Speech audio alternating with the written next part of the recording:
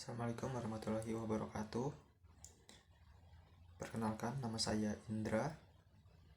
Saya dari kelas Ekonomi A 2020 dengan NPM 220100042013. Baik, di sini saya akan mempresentasikan hasil analisis saya terkait mata kuliah Ekonomi Indonesia. Tugas ini tujuannya untuk memenuhi tugas akhir ujian akhir semester.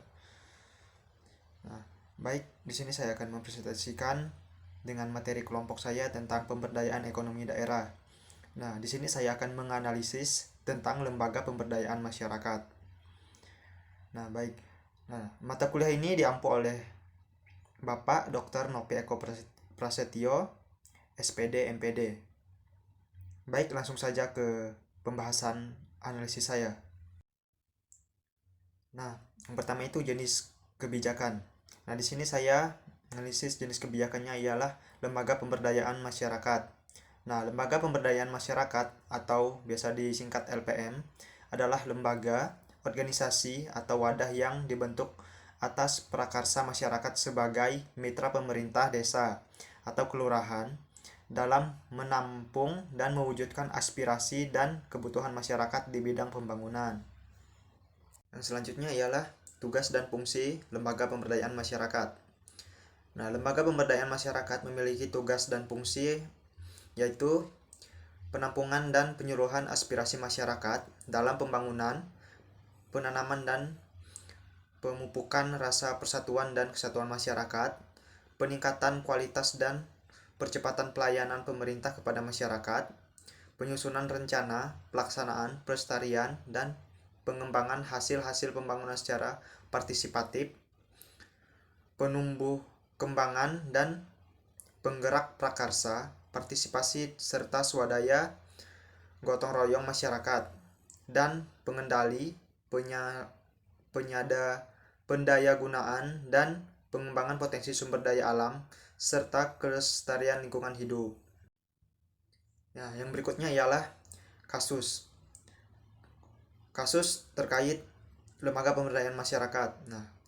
Yaitu kurangnya komitmen masyarakat karena kurangnya pemahaman terjadinya perubahan mendadak pola masyarakat, meliputi kebudayaan, sosial, ekonomi, dan kondisi geografis, kurangnya koordinasi ketika hendak memutuskan suatu permasalahan. Salah satu permasalahan yang dihadapi dalam pemberdayaan ekonomi daerah adalah kurangnya komitmen masyarakat dan kurangnya pemahaman tentang pentingnya pembangunan ekonomi yang berkelanjutan dan berkeadilan. Hal ini dapat disebabkan oleh sebagai faktor seperti rendahnya tingkat pendidikan, keterbatasan akses informasi, kurangnya kesadaran dan hak dan kewajiban sebagai warga negara, serta adanya budaya paternalistik yang menghambat partisipasi masyarakat. Selain itu, terjadinya perubahan mendadak pola masyarakat, meliputi kebudayaan, sosial, ekonomi, dan kondisi geografis, juga dapat menimbulkan dampak negatif bagi pemberdayaan ekonomi daerah. Perubahan tersebut dapat berupa pergeseran nilai-nilai lokal, konflik sosial, kemiskinan, pengangguran, degradasi lingkungan, bencana alam, dan sebagainya. Perubahan tersebut dapat mengganggu keseimbangan dan keterpaduan antara aspek-aspek pembangunan ekonomi daerah. Kurangnya koordinasi ketika hendak memutuskan suatu permasalahan juga menjadi kendala dalam pemberdayaan ekonomi daerah. Koordinasi yang bentuk dapat mengakibatkan tumpang tindih, inkonsistensi, inefisiensi, dan ketidakakuntablean dalam pelaksanaan kebijakan dan program pembangunan ekonomi daerah. Koordinasi yang buruk juga dapat menimbulkan ketidakpuasan dan ketidakpercayaan masyarakat terhadap pemerintah dan lembaga-lembaga yang terlibat dalam pembangunan ekonomi daerah. Yang berikutnya ialah bagaimana realisasi dan kebijakan lembaga pemberdayaan masyarakat tersebut.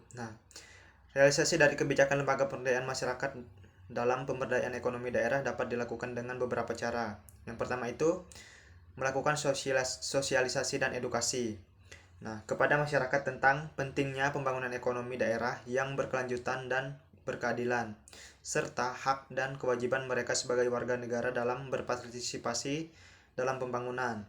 Yang kedua itu mengidentifikasi dan menganalisis potensi, kebutuhan, masalah, dan tantangan yang dihadapi masyarakat dalam bidang ekonomi, serta menyusun rencana aksi yang sesuai dengan kondisi dan prioritas masyarakat. Yang ketiga itu menggalang dan menggerakkan sumber daya masyarakat, baik berupa dana, tenaga, material, maupun ide, untuk mendukung pelaksanaan program-program pembangunan ekonomi daerah, seperti pembangunan usaha mikro, kecil, dan menengah, atau biasa disebut UMKM, koperasi, pertanian, perikanan, pariwisata, dan sebagainya.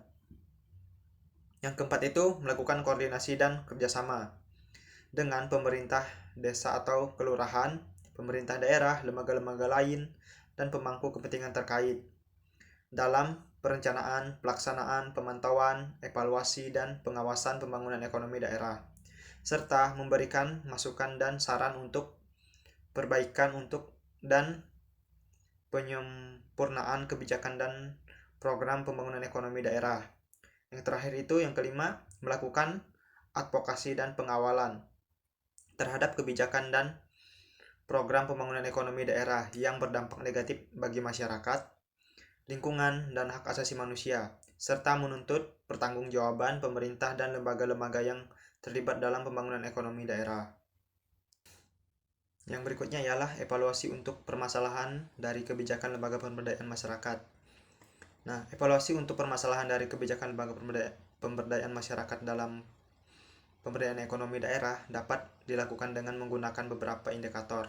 Yang pertama itu tingkat partisipasi masyarakat dalam pembangunan ekonomi daerah. Nah, itu baik dalam hal perencanaan, pelaksanaan, maupun pengawasan. Yang kedua itu tingkat kesejahteraan masyarakat, yang dapat diukur dengan indikator-indikator serta pendapatan per kapita, indeks pembangunan manusia, indeks kemiskinan, indeks ketimpangan, dan sebagainya. Yang ketiga itu tingkat keberlanjutan dan keadilan pembangunan ekonomi daerah. Nah, yang dapat diukur dengan indikator-indikator seperti pertumbuhan ekonomi, distribusi pendapatan, pemerataan pembangunan, pelestarian lingkungan, dan sebagainya. Nah, yang terakhir itu tingkat kepuasan dan kepercayaan masyarakat terhadap pemerintah dan lembaga-lembaga yang terlibat dalam pembangunan ekonomi daerah, yang dapat diukur dengan indikator-indikator seperti tingkat partisipasi politik, tingkat keterbukaan informasi, tingkat akuntabilitas, tingkat penegak hukum, dan sebagainya. Nah, yang terakhir itu ialah strategi yang sesuai menurut pendapat saya mengenai kasus yang telah saya bahas tadi, yaitu strategi yang sesuai menurut pendapat saya mengenai kasus tersebut adalah sebagai berikut. Nah, yang pertama itu meningkatkan kapasitas dan kemandirian lembaga pemberdayaan masyarakat dalam melaksanakan tugas dan fungsinya, baik melalui pelatihan, bimbingan, fasilitasi, maupun pemberian insentif. Yang kedua itu mendorong dan memfasilitasi terbentuknya jejaring dan aliansi antara lembaga pemberdayaan masyarakat dengan lembaga-lembaga lain yang memiliki visi dan misi yang sejalan dalam pemberdayaan ekonomi daerah, baik di tingkat lokal, regional, maupun nasional.